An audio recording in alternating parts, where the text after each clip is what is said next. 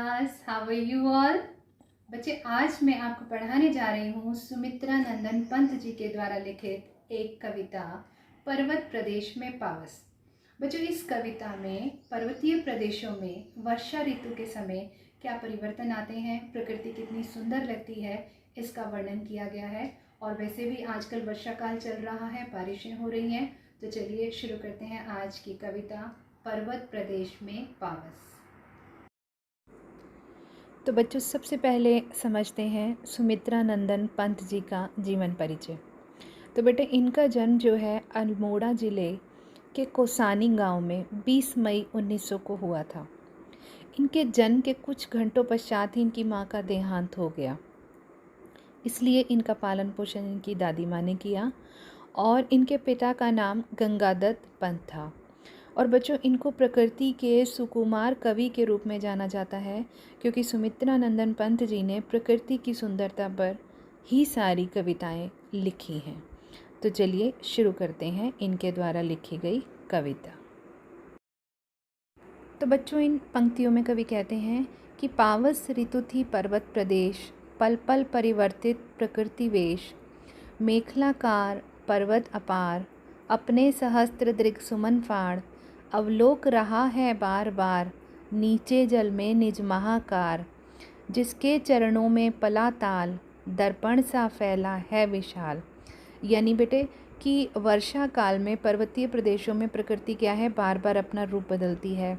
कभी मौसम साफ़ हो जाता है, कभी घने बादल छा जाते हैं और पर्वतों पर जो फूल हैं वो खिलते इतने सुंदर लगते हैं। और पर्वत के चरणों में जो तालाब है वो ऐसे लगता है जैसे दर्पण है। और उस तालाब में जब पर्वत और उस पर खिले फूलों का प्रतिबिंब दिखाई देता है, उसकी छवि दिखाई देती है, तो ऐसा लगता है कि मानो पर्वत जो है आश्चर्यचकित होकर अपने महान आकार को उस दर्पण में निहार रहा है। यानी जो तालाब है उसकी तुलना दर्पण से की गई है।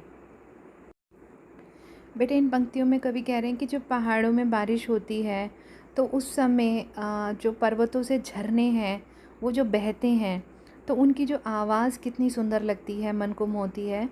कि गिरिका गौरव गाकर झरझर, मद में नस नस उत्तेजित कर, मोती की लड़ियों से सुंदर, झरते हैं जाग भरे निर्झर। यानी जो झरने हैं वो बहुत सुंदर लगते हैं और ऐसे लगते हैं जैसे मोती की सुंदर लड़ियाँ किसी ने पिरो दी हों। और पर्वतों पर जो शाल के वृक्ष होते हैं वो ऊंचे ऊंचे वृक्ष ऐसे लगते हैं कि मानो वो वृक्ष ना होकर पर्वत की इच्छाएं हैं जो आसमान को छू लेना चाहती हैं।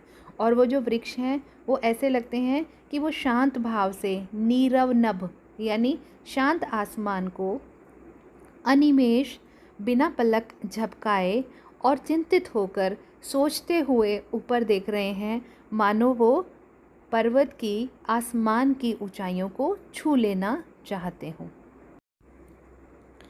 तो बेटे, फिर अचानक से ऐसा लगता है कि उड़ गया अचानक लो भूधर, फड़का अपार पारद के पर, रवशेष रह गए हैं निर्झर, है टूट पड़ा भू पर अंबर। तो अचानक से क्या होता है, बादल घिर आते हैं और पर्वत दिखाई देने बंद हो जाते हैं।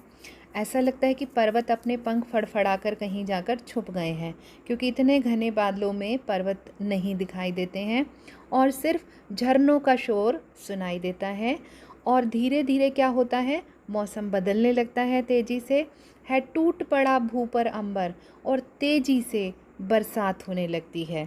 तो ज़ोर शोर से बारिश होने लग जाती है। धस गए धरा में सभे शाल, उठ रहा धुआं जल गया ताल। तो बच्चों, जो शाल के वृक्ष थोड़ी देर पहले हमें ऐसे लग रहे थे कि मानो पर्वत के मन से उठने वाली इच्छाएं हैं, आसमान को देख रहे हैं, अब वो शाल के वृक्ष भी दिखाई देने बंद हो जाते हैं। तो ऐसा लगता है कि शाल के वृक्ष जो हैं इस बारिश से डर के मारे कहीं जाके छुप गए हैं। और ये जो इतनी तेज़ी से परिवर्तन आते हैं वर्षा काल में पर्वतीय क्षेत्रों में, कभी मौसम साफ़ है, कभी पहाड़ों पे फूल खिले हैं, कभी झरने बह रहे हैं, कभी घने बादल आते हैं, तो कभी कहते हैं ऐसा लगता है कि जो इंद्रदेव हैं वो अपने जलद यान में बैठकर यानी बादलों के यान में बैठकर कोई अपना जादू बिखेर रहे हैं, जिसके कारण से प्रकृति में इतने परिवर्तन आ रहे हैं। तो बच्चों, आपने देखा कि वर्षा काल में पर्वतीय प्रदेश में प्रकृति कितनी सुंदर लगती है, कितने रूप बदलती है। मैं आशा करती हूँ आपको ये कविता समझ आ गई हो। बच्चे, अगली क्लास में मैं आपको इस कविता में प्रयुक्त किए गए अलंकारों के बारे में समझाऊंगी, ताकि आपको ये कविता बहुत अच्छे प्रकार से समझ आ जाए। That's all for today. If you have any doubt, you can leave your query on Google Classroom. Thank you so much, students. Have a nice day.